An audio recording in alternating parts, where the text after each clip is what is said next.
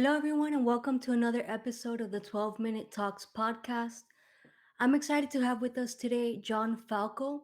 He's the co founder of Hospitality Fire Pit. Um, and so he's a brewery and pizza entrepreneur. John, thank you so much for being on today. Glad to be here. Glad to be here. Yeah, awesome. So I know that you own three different restaurants here in Miami. So we have from all the way from Bird Road, Kendall, and now in Palmetto Bay, which is it's good to Hmm. see new things down south as well. Um, so Of course, before we yeah. get into all those different businesses, why don't you tell us a little bit about how you got started in this industry? It seems a really unique industry to be in. Yeah. Yeah. Wow. I guess whenever anyone asks me this question, I always say it's because I hated my job. I worked, excuse me, I worked government intelligence with the Air Force and then with the Defense Intelligence Agency for a total of about 12 years, give or take. And although I really enjoyed the people I worked with, the job just wasn't fulfilling for me. Others absolutely like it, which is fantastic. It just wasn't fulfilling for me. So at the time, I was a home brewer. So I found a handful of folks, and I said, "Hey, let's open a brewery." And that's where Lincoln's Beard was born. We didn't really touch food at first. Frankly, it kind of scared me. But when we opened our second location out in West Kendall, we wanted to introduce food. So that's where pizza came, and it's to be honest, it's blown up. It's become really the cornerstone of our other two spots. Certainly, what we're best known for at Strange Beast and Maxwell Brothers, Yeah. which is the one in Palmetto Bay. Yeah, but Lincoln's Beard is still still the first baby and the rightful heir.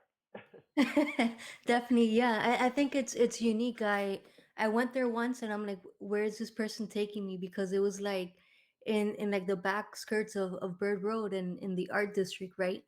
And it's a really cool environment. So I suggest, for people listening or watching, if you haven't been there, go. And I mean, who doesn't love tacos, right? You guys have a taco truck at the Lincoln Exactly. Beard Brewery, right? Yeah. Yeah, So absolutely. Yeah, we partnered with good friends, Talks and Tattoos for that. Sorry, go ahead. no, that's cool. And then I actually went to the Maxwell Bros. I took my nephews for Christmas to do something different, and I'm like, oh, this is a cool spot. Like, you guys you have like the big ovens. So why don't you tell us a little bit more about Maxwell Bros. And how that got started? Yeah, so Maxwell Bros was born out of Strange Beast, which was our first brew pub and pizzeria. Strange Beast intentionally being very, very industrial and very urban, um, almost unfinished, and intentionally as far as the floor is very rough, which is what I wanted. Matches West Kendall, which is kind of where I call home, or at least where I came from. But when we did Maxwell Brothers down in Palmetto Bay, I really wanted to kind of flex my stretch, I guess I should say, not flex my design ability and breadth. And so I wanted to do something that was much cleaner from a design perspective. Obviously, all the restaurants are very clean, but so we went the complete opposite. I mean, Strange Beast is black and red and dark, um, and Maxwell Brothers is quite the opposite. It's white and beige, and there's some red, but really just red, white, and blue, kind of vintage, very clean lines, modern. Um, and that's what we did, and that really influenced our pizza menu too. Our menu kind of flexed a little bit. There's one item I think that's the same on both menus, which is awesome. Um, so that's really what we wanted to do with Maxwell Brothers. And anyone that follows us even loosely can see our trend, which is we open up spots in neighborhoods. I'm a 40-year-old guy, and I'm done with popularity, I guess. So I just wanted to hang out with real people where they live, and have the honor of serving them beer and pizza, and that's what we do at all three of our well, two of our spots for beer and pizza, but one for beer. And that's really what we do in Palmetto Bay. It has certain struggles, just because it's in a neighborhood. Neighborhood folks with their families don't stay out till midnight drinking generally. Right. So, but it's worth it. We love it. Yeah. Yeah, definitely. I mean, it's in a good spot in Palmetto Bay, and right off of US 1. And there's an ice cream store right next to it, which is also that's good for families, and I mean, who doesn't like pizza? So it's a good spot. So you mentioned Exactly. earlier that you started out doing like home brews. So what did it take for you to actually decide, what, my what I brew is actually really good, and I think other people would enjoy it. What was that transition like for you? Yeah. That's a very good question. So ultimately, your friends are always going to tell you what you make is the best thing in the world, even if it's terrible. Um, and probably because it's cold and free. But we had some good. I should say because at that time I was the only one brewing, but um, we had some good luck at state competitions and local competitions where we medaled quite a few times, which really gave me the confidence I need to say, hey, maybe we should make this concept a brewing concept. Our first one. At first, we had thought we'll just do a beer bar or something, which is little simpler, still great, but a little simpler. Um, but when we started having that success with the beer, we said, hey, let's try to take it prime time, and we did. We brought a commercial. We struggled a little bit in the beginning with maintaining quality and whatnot, which almost all breweries do, especially inexperienced ones like us. But we really hit our stride relatively quickly, and now we're cooking along. Awesome. It's great to see that success. And brewery seems to be very popular nowadays. Like here in Wynwood, it seems like there's one everywhere, right? What do you think you would say sets your breweries apart from others locally, let's say? Yeah, I think the thing first and foremost that sets our breweries apart by far is that we build bars first. When we looked at our brewery, obviously beer is always going to be centric to a brewery, of course, but our focus was really on the tap room, really on the bar. And if you look at Maxwell Brothers and you look at Strange Beast, it's about building a cool bar, build a place where folks want to come and have an experience, and then put a beer in front of them. That's really the focus. And I think, I mean, I can't get in the minds of my fellow brewers, but I think that kind of sets us apart a little bit.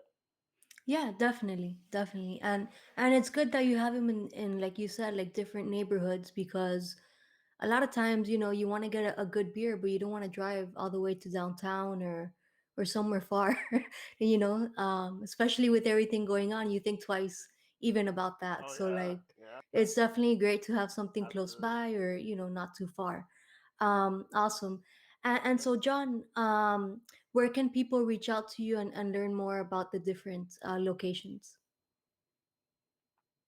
Yeah. So hit me up on Instagram at Falco Hates Money, or come on into one of our spots. Check out our websites. I'm an open book. I'm a firm believer in transparency at every level.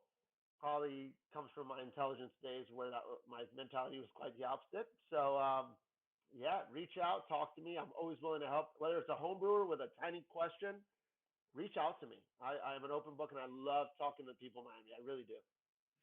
That's fantastic. And like always, we'll have all of the links down below so that anybody listening or watching the video can easily follow John and his companies all over social media.